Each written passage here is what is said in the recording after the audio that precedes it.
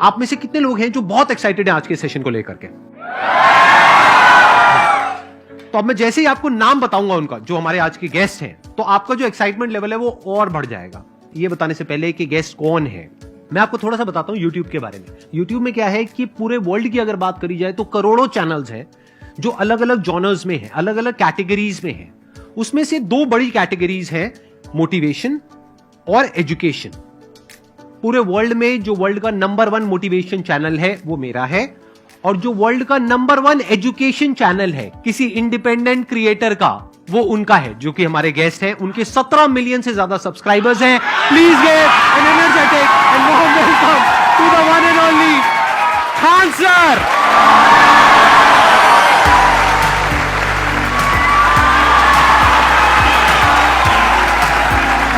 क्या हाल चाल जी, कैसे हैं आप?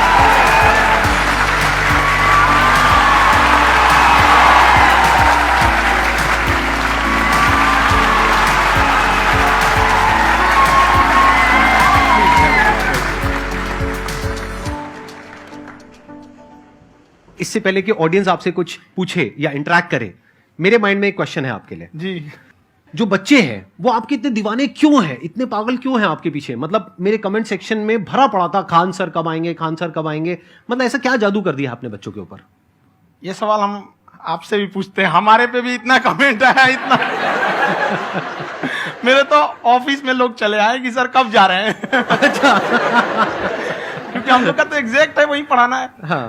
तो देखिए, हम लोग का मेन है कि बच्चों को जो जरूरत रहती है कि अगर लड़का पढ़ने आ रहा है ना, उसके मन में कोई डाउट ना रह जाए। हम उसको कहते हैं कि हम तुम्हें पढ़ा रहे हैं, दम है तो भूल के दिखाओ, याद करके नहीं।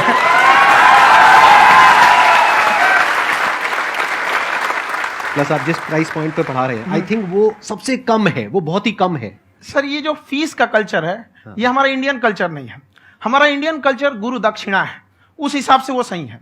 ऑक्सीजन जैसे जिंदगी के लिए जरूरी है, वैसे एजुकेशन जरूरी है। कोई ये नहीं कह सकता है कि पैसे की वजह से वो खान सर के यहां से लौट गया। क्या बात है।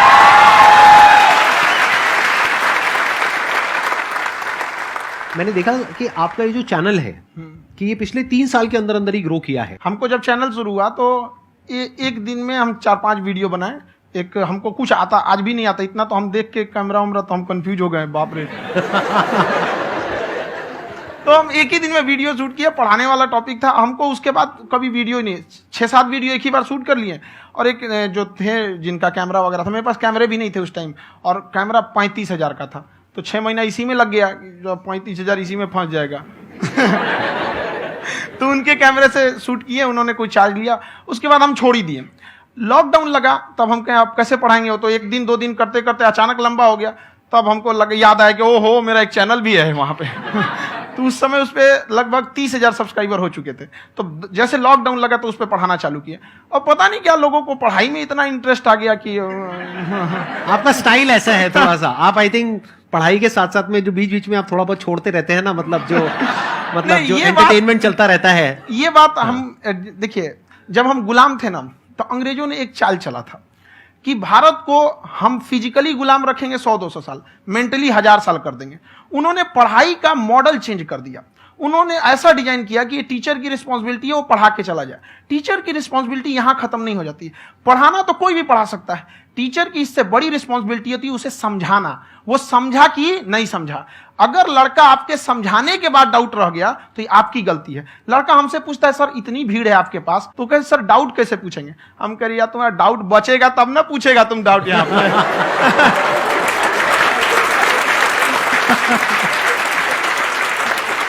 कॉन्फिडेंस नेक्स्ट लेवल है खान सर का, मानना पड़ेगा। और शायद यही वजह है इनकी जो ग्रोथ है उसका। किसी ने शायद सपने में भी नहीं सोचा होगा कि पिछले 2 साल के अंदर अंदर जो आपके चैनल की ग्रोथ हुई है, जैसे आप खुद ही बता रहे हैं कि लॉकडाउन के टाइम पे आपके 30,000 के करीब सब्सक्राइबर्स थे, आज की डेट में 17 मिलियन है। और मेरा एक क्वेश्चन और है, इससे पहले कि ऑडियंस में से आपसे कोई क्वेश्चन पूछे, कि कई बार आप ऐसे भी टॉपिक्स टच करते हैं जो थोड़े से कंट्रोवर्शियल हैं या थोड़े से सेंसिटिव हैं, जिसके ऊपर बात करने की हिम्मत आई थिंक बहुत ही कम लोगों में है। तो आपको कभी ये नहीं लगता है कि कहीं ज्यादा तो नहीं हो रहा है, इसको थोड़ा रोक देते हैं, थोड़ा कम कर देते हैं? क्योंकि कोई लाइन ही नहीं है वैसे तो बोलने को, तो आप कुछ भी बोल दो, कितना भी बोल दो।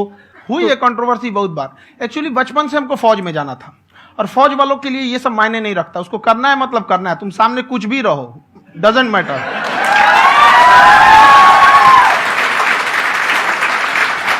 और मैंने YouTube पे देखा कुछ वीडियोस में कि आपका जो इंस्टीट्यूट है वहां पर आज से कुछ साल पहले कुछ बम गिरे थे। हाँ, कुछ गिरे थे, कुछ तो बहुत सॉलिड जगह गिरा था, फटा नहीं वो। मतलब आपके आसपास। हाँ, बम को भी पता है कि टीचर की इज्जत किया जाता है। क्या बात है, क्या बात है। मैं समझ पा रहा हूं कि ये आपके अंदर जो एटीट्यूड है ये कहां से आ रहा है, क्योंकि आप बचपन से ही फौज में जाना चाहते थे, तो आप जंग के मैदान में ही खड़े हैं एक तरीके से। बस फर्क ये है कि आपके हाथ में कलम है, हथियार ना हो करके। हथियार से एक आदमी की जान जा सकती है, हाँ। कलम से बहुत ताकत होता है। शिक्षा एक ऐसा हथियार है ना, हर कुरीतियों से लड़ सकता है, हर तरह की समस्याओं से। और ये एक ऐसा हथियार है, मेटल डिटेक्टर में भी नहीं पकड़ाता है।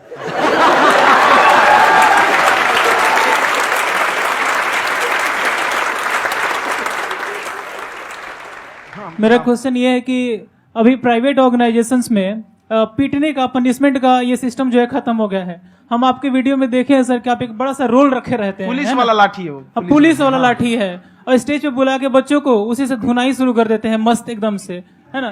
तो सर मतलब कि बच्चे मतलब कि डरते नहीं हैं आपसे, और इस तरीके से कैसे कनेक्टेड हैं आपसे, है ना? और एक और क्वेश्चन सर, यूपीएससी का जो आप अपना बैच स्टार्ट करने वाले हैं, ठीक है, उसके बारे में बताइए सर, क्योंकि मुझे मतलब कुछ इशू करना है सर, ठीक है? और संदीप सर को देख लिए, मेरा तो वैसे ही हो जाना है।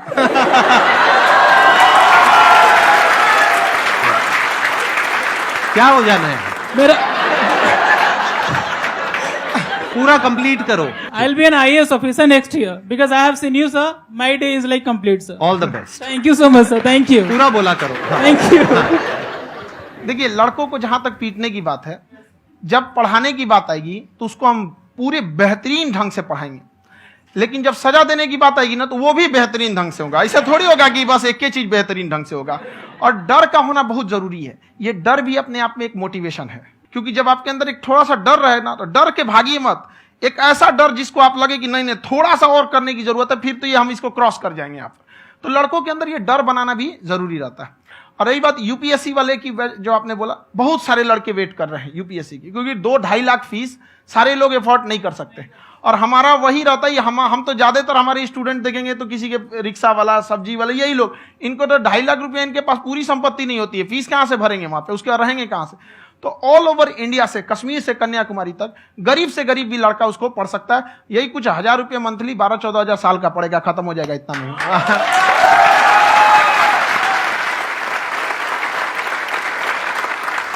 ये जो डंडे वाली बात इन्होंने कही, ये सच है? मतलब आप हाँ, सच में एक डंडा रखते हो पुलिस का ही है वो, और मारते हो? हाँ। कि मतलब अगर कोई लड़की छेड़ता है या ऐसा कोई भी उल्टा पुल्टा काम पढ़ाई करता लिखाई है, कुछ भी गलती करेंगे तो पिटाएंगे वो यहाँ पे, कैमरे पे, ऑन कैमरा, जैसा भी रहे, कुछ भी पिटाना तो उनको फिक्स है। एक तो कोई मतलब विधायक जी थे, उनके लड़का को पीट दिए, तो चला है दल बल लेके अपना वहां पे। उसने घर पे नहीं बताया था कि सर ने पीटा है, बस बोल दिया कोचिंग में पीटा है। बाद में पता चला हम पीटे हैं, तो उसके पिताजी मेरे सामने और पीटे।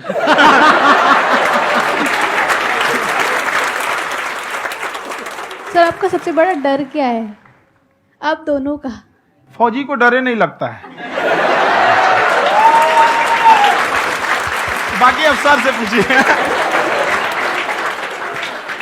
आज के सेशन से पहले कोई डर नहीं था, लेकिन अब मुझे इनकी डंडे वाली कहानियां सुन करके डर लग रहा है कि कहीं मैंने गलती से कुछ बोल दिया अरे ऐसा और नहीं, इन्होंने कहीं पीछे कुछ रखा हुआ है, और यही आ करके अगर इन्होंने मेरी पिटाई कर दी तो बहुत बुरा हो जाएगा। तो इसलिए हमको थोड़ा डर लग रहा है।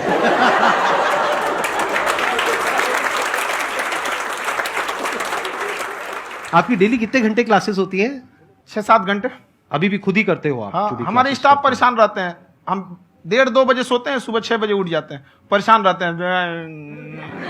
यार इतना क्यों करते हो, है ना? कभी क्योंकि उनको भी साथ साथ लगना पड़ता है ना। उनको साथ साथ लगना पड़ता है। हम जग गए तो कोई सोया थोड़ी रहेगा, परेशान रहते, दिन में सोते ही नहीं है बेचारा, कहीं कहीं जाके सोते रहता है। तो हम सीट बांध दिए कि भाई तुम इस समय सो जाना, तुम इधर सो जाना। आपकी शादी हो गई या नहीं हुई अभी? मेरी खुशहाली देख के आप आइडिया लगा सकते हैं।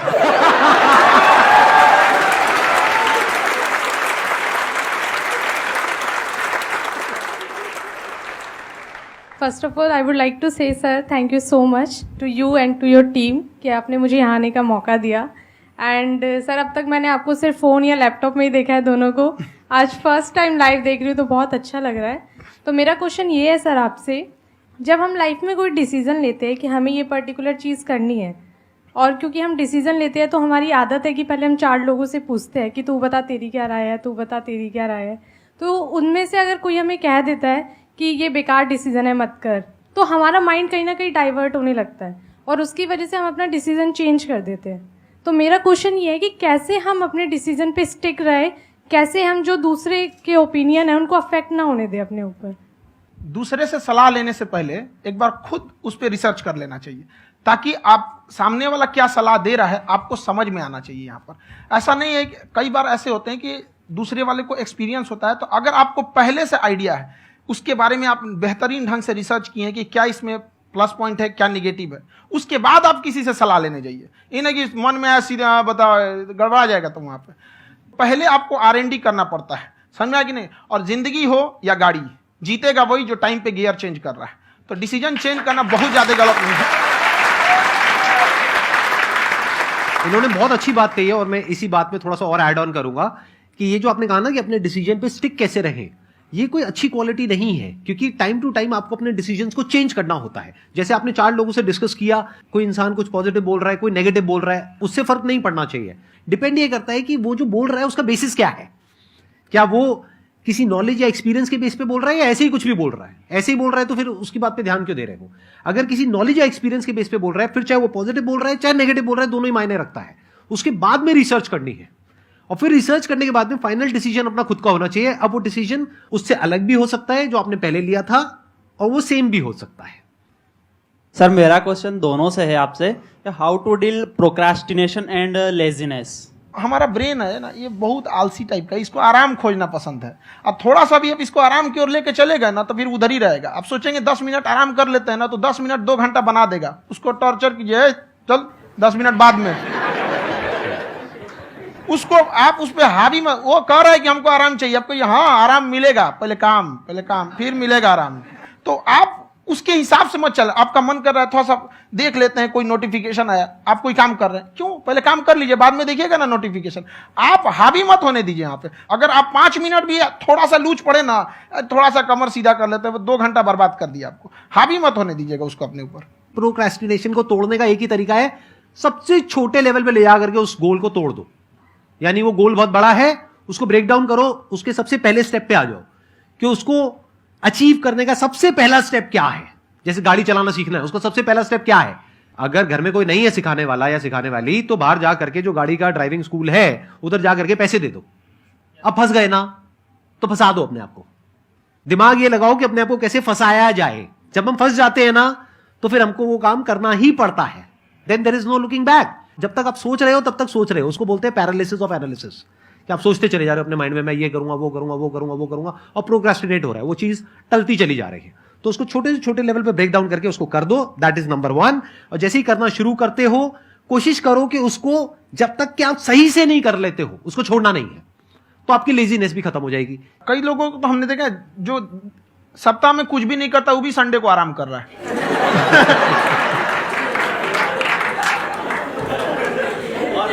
वैसे कहा भी जाता है कि अगर कोई काम आपको करवाना है ना, तो ऐसे किसी इंसान को दो जो बिजी है। हाँ। ऐसे आदमी को मत दो जो खाली है। ये परफेक्ट एग्जाम। किसी को भी आप देखिएगा जिसको आप कहते हैं कि मतलब थोड़ा ठीक ठाक आप समझते हैं कि नहीं ये बहुत आगे निकल, वो एक काम को खत्म करने के बाद कभी आराम नहीं करेगा। एक काम खत्म हुआ उसको लगेगा हाँ एक खत्म हो गया, अब दूसरा करना चाहिए। और वही जिसको देखिएगा एक खत्म हो गया और आराम करना चाहिए, कभी नहीं, लाइफ में आखिरी सांस तक।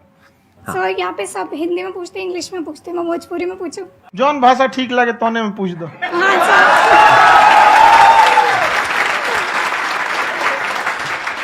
सर ये पूछे के चाहते नहीं कि जैसे हमने के पढ़ाई करे नहीं सर, तो कभी कभी डेली टारगेट्स जो होला वो कंप्लीट ना होला। अगर टारगेट्स कंप्लीट भी होला तो फिर ऐसा इरिटेशन या फिर वो एंजाइटी या फिर कि और करना है या फिर अभी नहीं हुआ, वो चीज हमेशा रहेला। तो वो कम कैसे करल जाए? देखिए टारगेट्स को ना हम लोग को एक अपने हिसाब से पहले फिट करना चाहिए। ऐसा नहीं कि दूसरे किसी इंसान को देख के हम टारगेट फिट कर ले। कोई लड़का 8 घंटा पढ़ रहा है, कोई पहली बार अभी पढ़ना ही चालू किया, उसको देख के 8 घंटा पढ़ेगा तो पढ़ाई छोड़ देगा। तो आप अपनी क्षमता के हिसाब से देखिए कि आप कितना पढ़ सकते हैं। अगर आपने एक घंटे को बना लिया कि हम 1 घंटा पढ़ सकते हैं, अगले 1 हफ्ते तक उसको सस्टेन रखिए। जिम में कैसे करते हैं लोग, पहले दिन उठा लीजिएगा 1 कुंटल तो हार्ट अटैक हो जाएगा। तो वो धीरे धीरे टारगेट सेट कीजिए और अपनी क्षमता को भी देखिए। हर इंसान की क्षमता अलग है। कंगारू को देख के हाथी छलांग मारेगा, पैर तोड़ के बैठ जाएगा।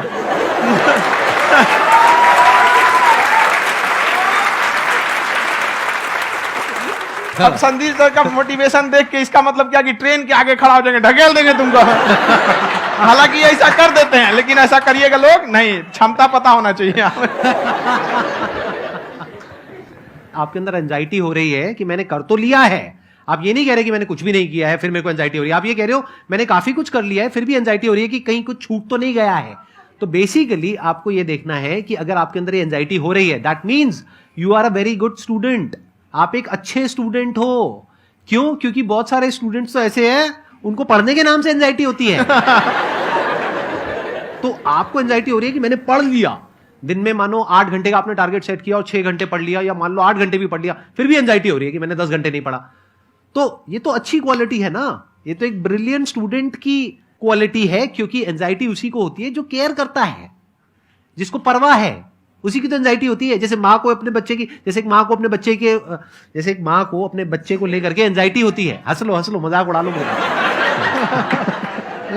कोई बात नहीं, एडिट कर देंगे इसको हम। हाँ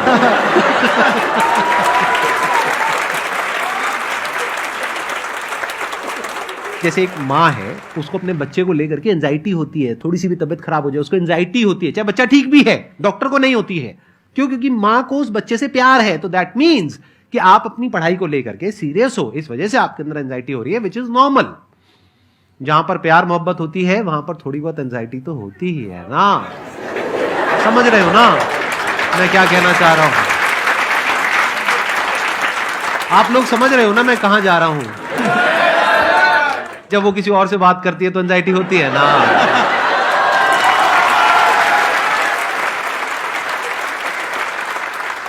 सर, आपकी स्टोरी हमने सुनी थी, तो एक टाइम आया था जब आप गंगा किनारे जाके बैठ गए थे।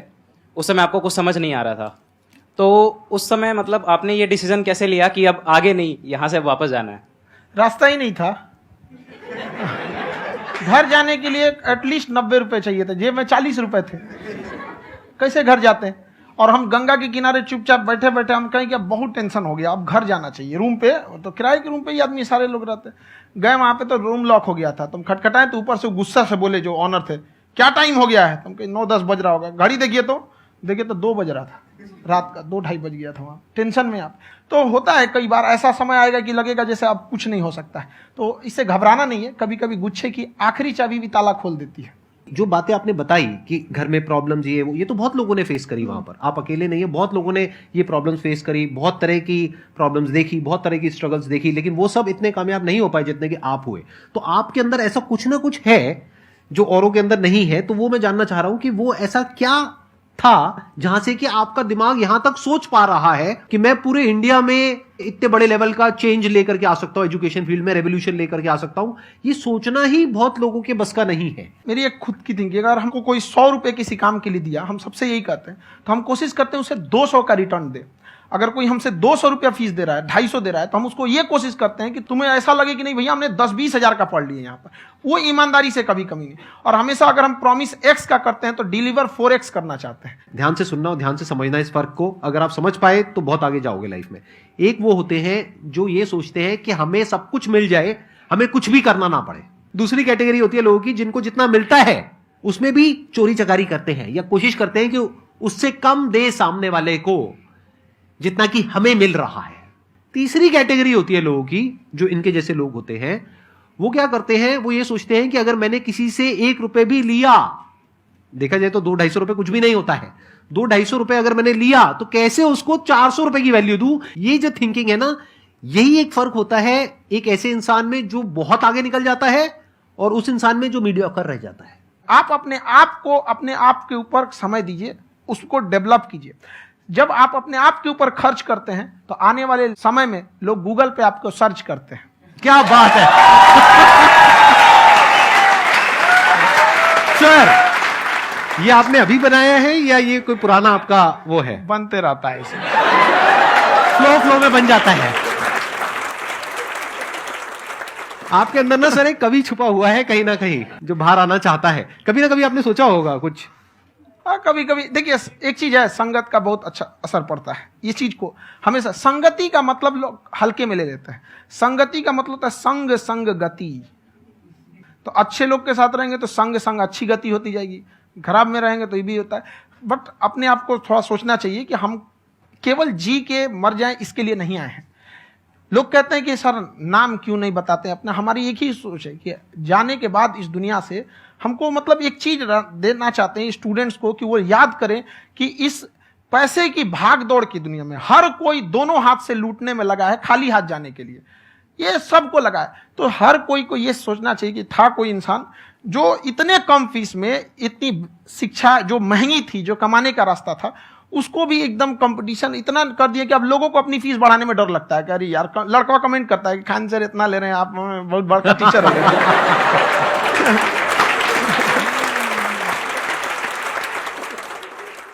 खान साहब की एक क्लिप है, ये समय और समझदारी में बहुत फर्क होता है। अगर समय रहते समझदारी आ गई तो इंसान कामयाब हो गया, लेकिन अगर समय चला गया फिर समझदारी आई फिर तो बेकार है। तो सर मतलब कुछ आपको ऐसी चीज़ लाना चाहिए जो मतलब बच्चों जो तैयार हो रहे हैं उनको ये चीज़ें मतलब एंड टाइम पे दिखे। समझ रहे हैं आप मेरी बात? नहीं समझ?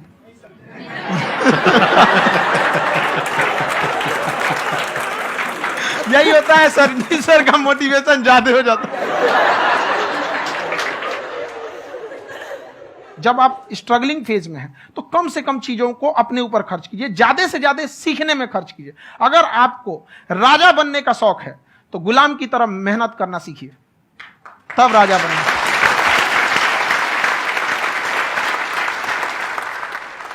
ये दुख, ये दर्द, ये सब तेरे अंदर है।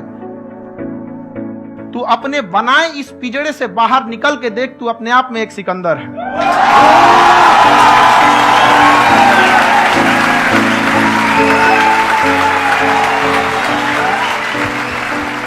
Thank you so much sir for coming. बहुत मजा आया मेरे को आपके साथ में इंटरेक्ट करके। आई एम श्योर आप लोगों को भी बहुत मजा आया होगा।